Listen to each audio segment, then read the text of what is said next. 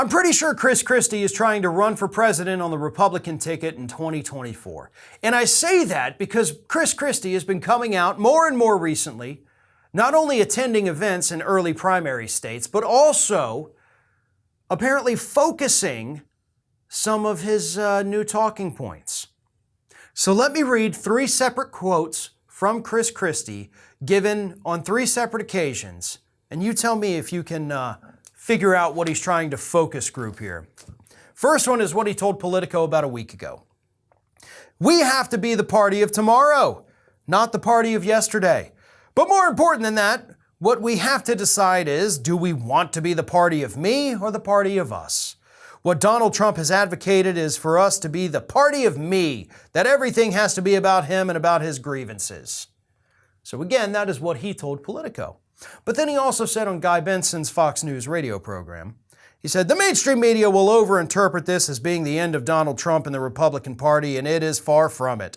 But what it shows you is if he continues to look backwards, Guy, he is not going to be a political force in this party for much longer. So once again, referring to looking backwards, not looking forwards. So here's what he had to say at a recent speech at Harvard University.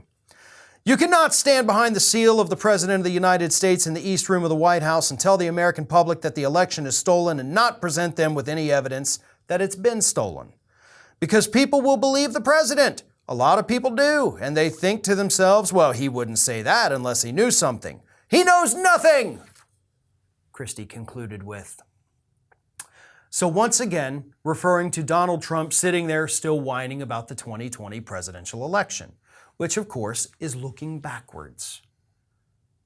Now, you don't go out there speaking at all these various things, talking to the media and all that, saying the same things, spitting out these same talking points, unless you're trying to shape a narrative.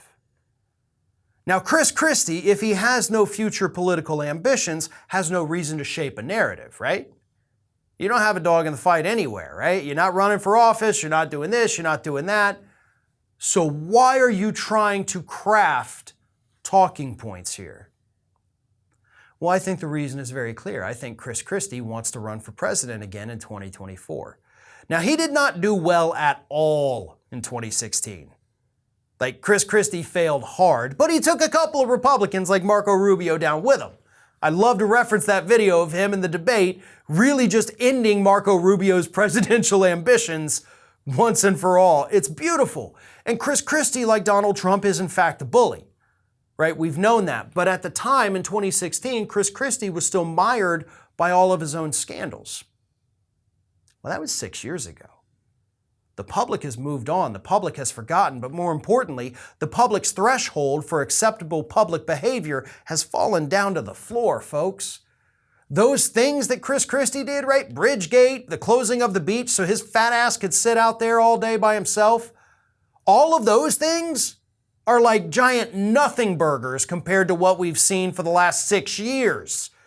So all of the scandals Chris Christie had that, of course, back in the day would have ended somebody's political career, public doesn't even care about that anymore. So Chris Christie is in a position to where he could run for president in 2024 with much more success than he saw in 2016. The only hurdle he has to get over is Donald Trump, which is why he is out there so diligently right now trying to remind people that Trump is the man of the past and the Republicans need a man for the future. This is Hattie. Hattie wants to know why you have not subscribed to our channel. You obviously like our videos, so do us a favor and subscribe.